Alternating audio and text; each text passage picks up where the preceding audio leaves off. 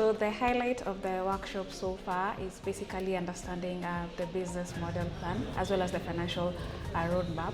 So trying to intertwine the two of them and how they help circular businesses from creating value when it comes to cost structures, on how to create revenue from it, and generally the well-being of a circular business operating in Kenya. The most important highlight I've received today is the business mapping.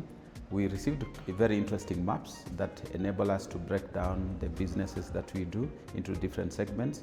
And now these insights have been helpful for me to map out the things I've been forgetting in assessing my business. So the mappings was a very interesting activity for me.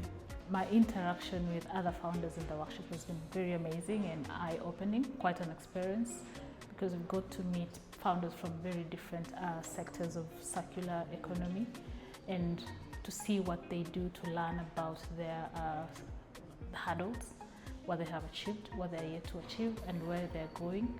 And at the same time to also learn about the technology that's out there, what people are doing, the innovations that are out there. It's been quite amazing and eye-opening. So my interaction with other founders here at Growth Africa has been quite insightful in terms of learning from each other. I thought probably the challenges that I was facing or we are facing in our enterprise were kind of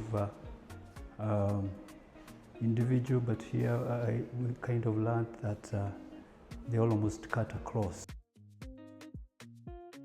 Circularity.